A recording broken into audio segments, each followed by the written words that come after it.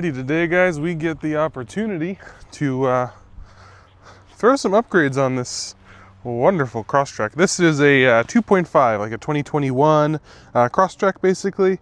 It's running Raceworks coilovers, Milestar tires. It's a blast. This thing is super capable, but it's still got a factory front end. And we're gonna change that today. So let's see how this goes. Today, we're making our way around to throw on something pretty sweet. We're actually going to be throwing on the bumper from Snail Works. So it's that brand new Crosstrek bumper you might have seen, and we'll be throwing it on here in a second. Alrighty, we've got the silver bullet right here, and this is Subaru. Oh, hello. This is, like I said, a 2.5 liter Crosstrek. This belongs to our friend Emily. She's been building it up over the last several years, and then the last year or so, changing things up, going a little more adventurous. So we've got a Sherpa roof rack, some diode lighting, Milestar tires, and Raceworks coilovers. And today, we're going to add not an F44 bumper, but something a little different. So let's get in here. Yeah, let's go ahead and disconnect or open this guy up, see if there's something I'm missing.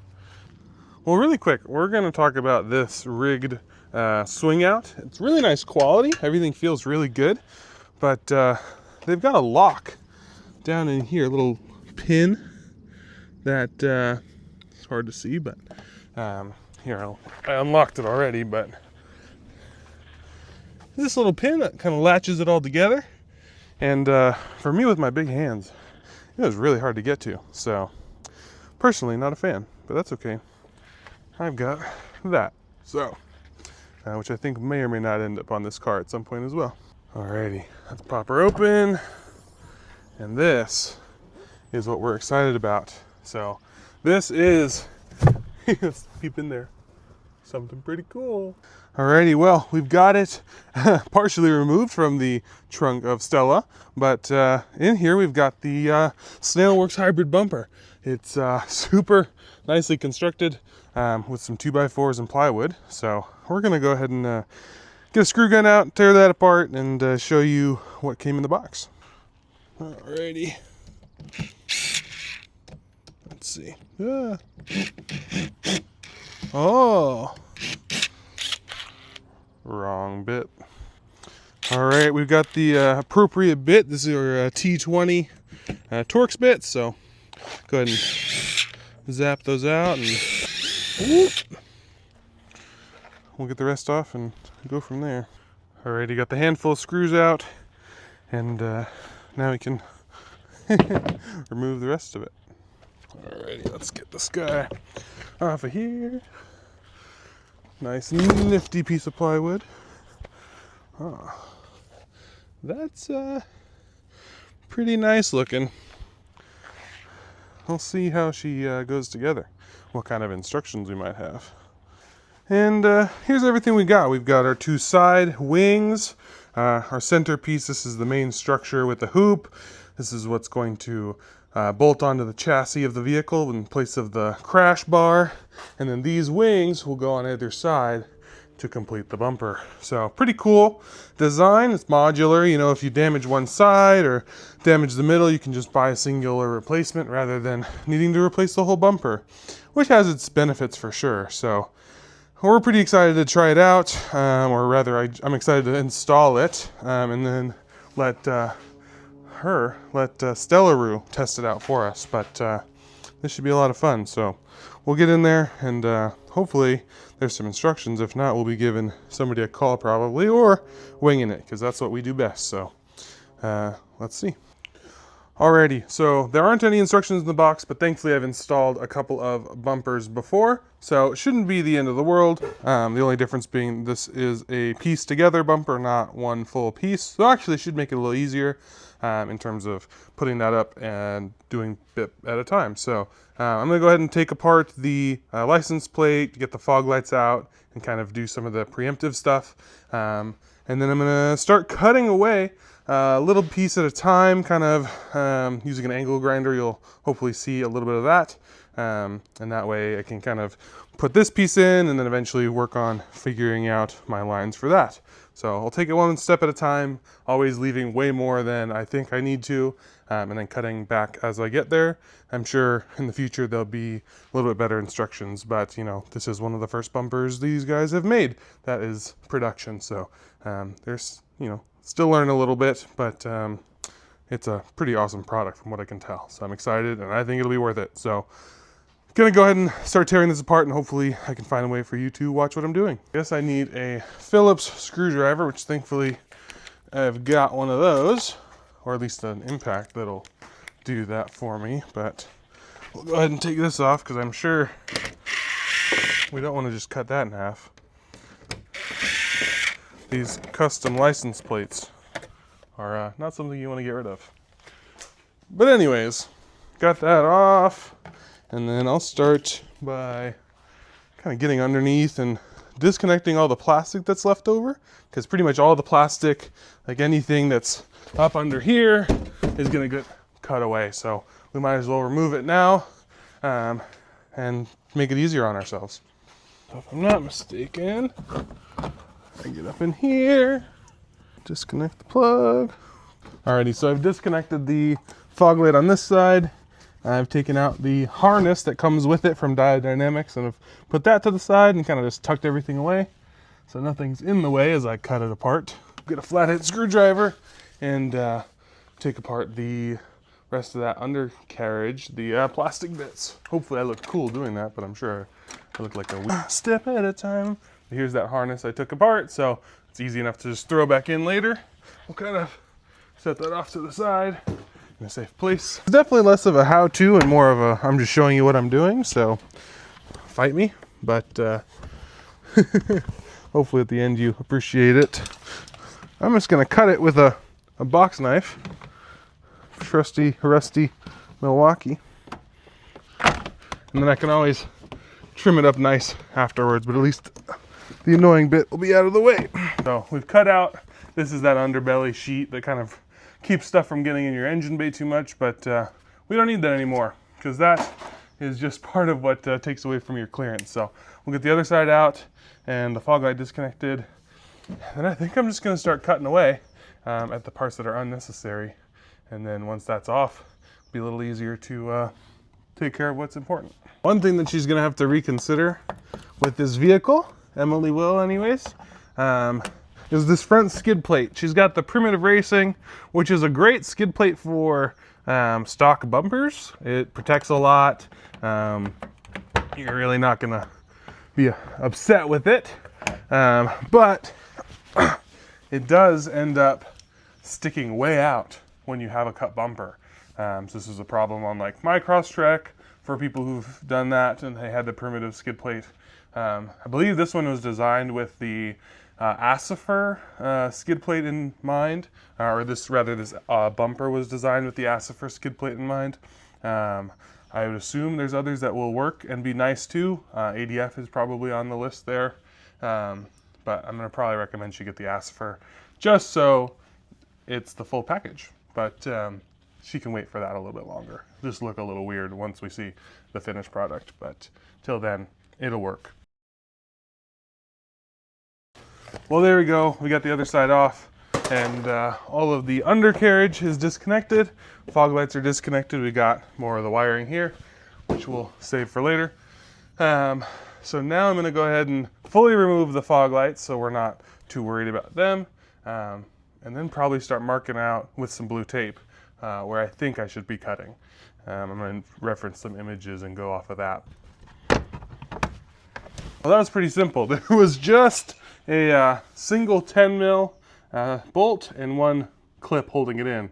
So that was super easy. This is now removed, and we'll be ready to throw it in her bumper whenever we get some brackets for it. But for now, we'll just put it to the side, save these for another day. Time to get the other one. I also removed the last couple little pieces that I had originally cut off. There's 2 10 mils, so pretty chill. Pretty easy. And we got our tape ready to kind of throw it up here and make our rough lines to cut with, but I'm going to wipe everything down really quick just so the tape sticks a little nicer. These P&W spring times get pretty gross, even though this car is meticulously maintained. It needs a little love before we tape it up. So based on the images I know of this car with this bumper from Snail Works, we pretty much are going to cut off this black section here straight across for this plastic cladding across the bumper. So roughly I would be making my tape line along that, but I'm going to go ahead and go a little bit below that just because I don't trust anything. And I don't want to cut too much because the last thing you want is a bad bumper line, all wavy or just too high. It just looks bad. So we want to keep that as nice as possible. So I'm going to go ahead and use a big piece of wide tape first and just kind of put it right along the top of this line. And this will kind of give me a pretty broad area. To start, this will actually be what I just use as like the protector. It'll protect the paint. Whenever I cut through it, it'll have a little bit crisper of a line. So now what I'll do is I'll run this thinner tape, and I'll probably put the top of it where I think I'll be cutting, and then kind of reference back before I cut, and make sure that I'm happy with that. But roughly, this will be how I go about my cut. So I've got the big piece underneath, that's just to protect the paint, and then the smaller piece, the top of it will be that line. I'm gonna go ahead and do the other side and reference some pictures really quick, and we'll get back to you once we've got it all taped up. Having referenced the images online, I actually think I am well below where I need to be. So I'm honestly gonna move the light line up a little bit. From the images, the top of my blue line, this lighter blue line, honestly seems to be pretty close to where it needs to be. I don't want to go that tight right now, so I'm going to bring this up about halfway, kind of where this indentation is, just below that. I think he designed it to get rid of that indentation, to be totally frank. But I'm going to come up right in between with that darker blue line. That'll be my top, and then I'll come across, and you have to leave some of this black trim piece, so I'll bring it down about an inch below that and connect around the corner. But let me revise, and then I'll show you the finished product for my rough first tape line. Alrighty, well you can see I've got my two tape lines wrapping all the way around. This is definitely, the line's going to be lower than I'm actually going to need to be, I believe. Like I said, I'm cutting the first bit off so that I have enough left over to, you know, have some room to trim or even everything out without going too crazy. So this should be, this should definitely be below where the final cut will be, but it'll give me that room to work. So I'm gonna slowly start cutting away at this with the grinder. Let me actually show you the grinder I'm gonna use. So I'm just gonna be using a simple angle grinder with a regular cutoff wheel.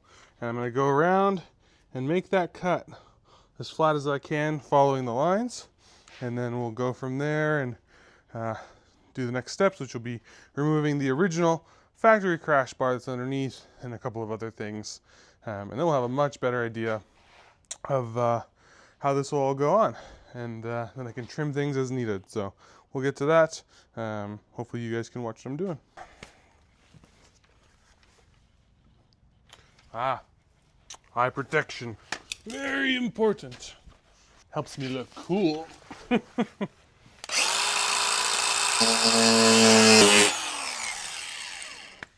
So you can see that cuts through that pretty good. Hopefully you guys can hear what I'm doing. If not, I'm sorry. Alright, got most of it, but I'm gonna go ahead and get a couple more spots in here that need a little deeper cut. Alright, you can see This thing's starting to flop around, so we'll get that next bit. Hopefully I didn't mess anything up. If I did, I'm sorry.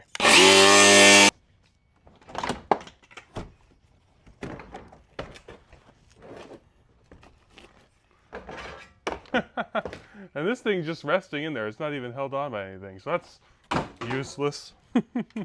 I'm just gonna go ahead and cut this last bit. If you were a little bit better at finding clips, you would have removed that with a clip, but that's okay. Anyways, I'm gonna use this as a thumbnail. Oh my gosh, I removed the front of my bumper. What?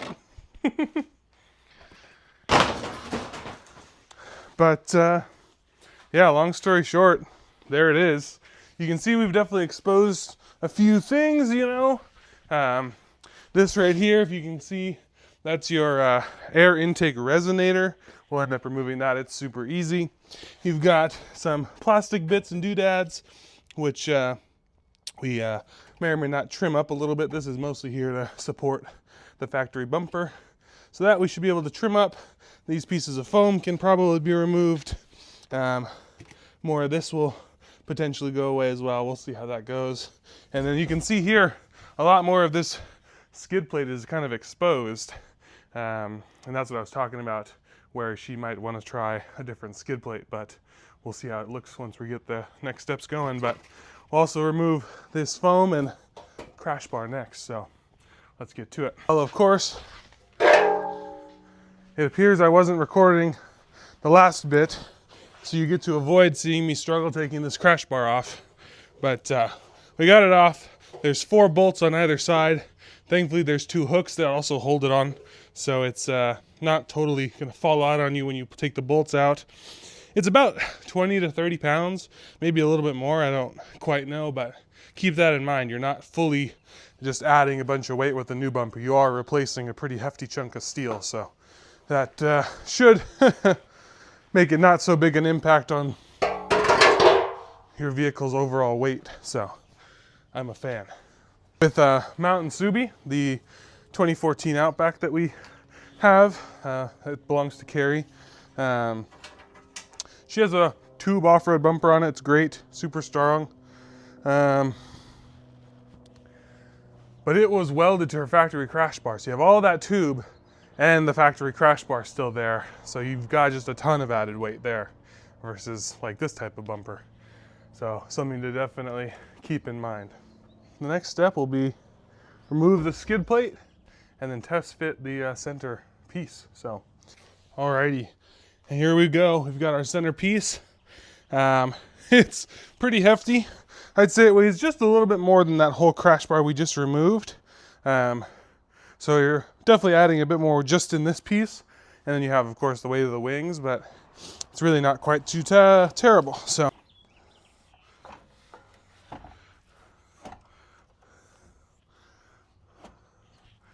All right. Well, as I thought, we're gonna need to remove some more of this plastic that's in the way. So let's get to that, and then we'll try test fitting this again.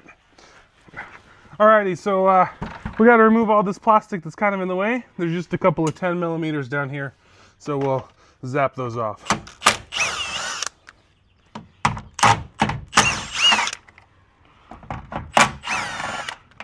And now we'll kind of pop it out. And there we go. Found 2 missing bolts. But again, we don't need it. So, we also don't need this anymore.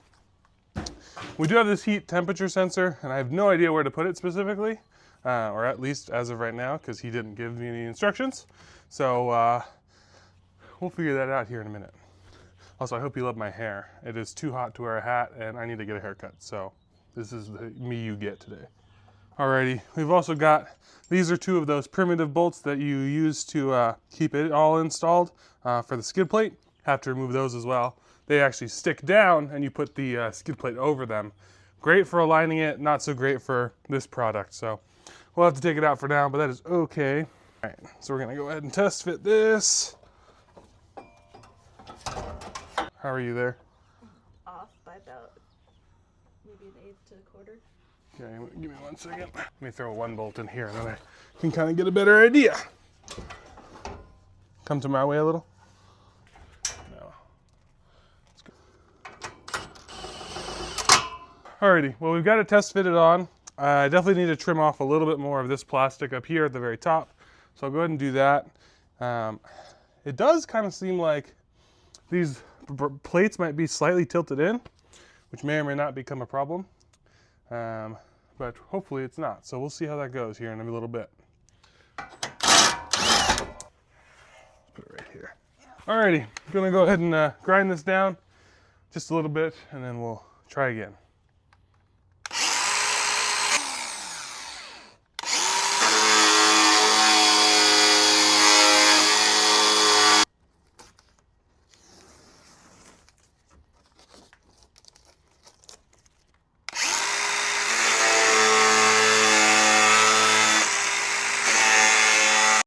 Well, there we go. That's our first bit down. The 4 main bolts are on. I probably could torque them a little bit more, so I might do that here in a little bit. But at the very least, it is on and test fitted. So next we will work on installing or test fitting one of these side pieces, and then I can see just where I need to cut the rest. So let's get to that. This side was kind of a pain. The bracket seems to have like warped when it was done welding or whatever, so it didn't quite line up to the crash bar, but there was enough flex that all you had to do, oh my gosh, if this will focus, all you had to do is throw a claw or pry bar up in here and pry it to the side and give it just a yank, and I was able to get those to line up with the help of Carrie. Just about unwrapped. Looking nice and pretty with this beautiful powder coat. There we go. Cool thing is he's added a bunch of A, reinforcement, and B, mounting locations for lights, so you can do a ton of different mounting. Makes it pretty convenient and super modular. Nifty. Anyways, let's see how we're looking on this body line. Oh, not quite the image I was hoping for. Seems like I could have left this corner a little lower, potentially. Oh yeah, definitely a little lower. This will have to do. Well, bummer. And it's not very tight.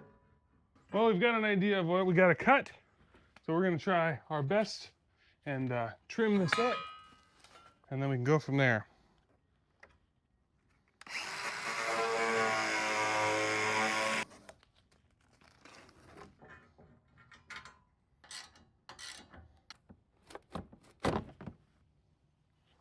One other thing we got to do is remove this resonator.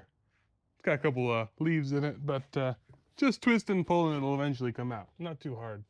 We'll end up replacing this with a paint cap. To the pile of junk it goes. Well, there you go. We've got it partially installed there. I wish I had some type of measurement to go off or something, but I definitely could have cut that line a little lower on that corner. Here, I'll show you. Alrighty, well, we've got it on, rough fitted. This line's pretty good, though with this corner, it just extended a bit. It kind of sticks out further than I was expecting it to, especially over here. So not quite as clean of a cut line as I was hoping. I'm gonna trim it up and make it look a little nicer, especially in the corner. And then we've got some trim stuff that'll finish it up, but overall, looking pretty good, just not quite what I was hoping for, but we'll finish it up and see how she looks. Alrighty, and I know we just have kind of skipped a lot of parts, but we are here. We've done some trimming, kind of cleaned everything up a bit, and now we're adding some little trim. This stuff you can get at AutoZone or O'Reilly's. It's just literally like door trim or whatnot. But all I'm doing is I'm torching it. A heat gun would probably be better, but I'm torching it a little bit, kind of back and forth really quick, just to warm it up. There's a little bit of glue on the base of this, so Just running that along and then inching my way over, and then eventually I'll cut it off right there. And then I've already done it over here and around. That cleans up all the surfaces a little bit. Kind of helps it blend into the bumper better and whatnot. So almost done there, and then we'll put the bumper back together and hopefully show you a relatively finished product. Alrighty, we've got it all tightened up. That's our gap. We left a little bit this way if this ever gets hit or whatnot, it's not going to pop the bumper out. So there's a little bit of that flex zone. And we've got it nicely trimmed up with this piece of trim. So looking pretty good. We've got our 3 carriage bolts holding it together, which actually, this guy right here is one of the larger ones. This is for right there.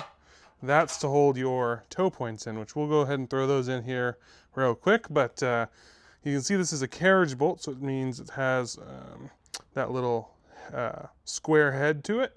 So these are square cut just to fit that nicely. Gives you that really nice finish once it's all tightened up. So kind of a cool feature. Alrighty, and it's roughly put in. We just got the carriage bolts pressed through and the nuts on the other side ready to be tightened up. But nice hefty recovery point. So pretty sweet. But we'll get this tightened up and then go off to the other side. Pretty cool. Well, several hours later, we've got the bumper on. I still need to install the little skid plate that comes with it and tie up those loose cables, but you can see I've cut off the old little splash guards. We've got all that tire access now, but we're just about done. So bit of a mess I got to clean up, but we'll get to that. Otherwise though, she's looking pretty good. I'm not too mad about it. Alrighty, I've got the front skid on. We've got the toe points as well, which is sweet. I still got to tighten those couple middle bolts. There's kind of a gap between the mounting and the actual skid plate, so I put like a washer between. Seems like there might need to be something in the box.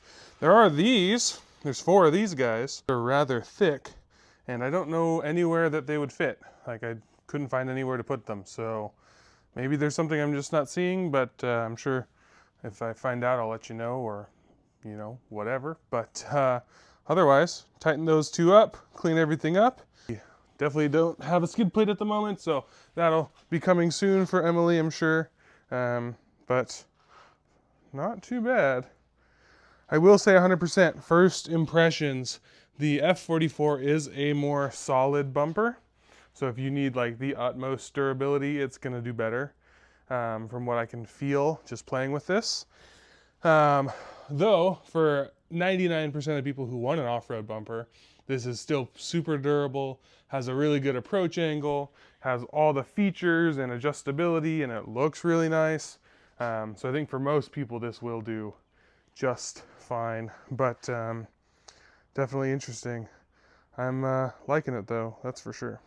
Well, there she is, nice and pretty, making the rig look pretty fine and dandy, that's for sure.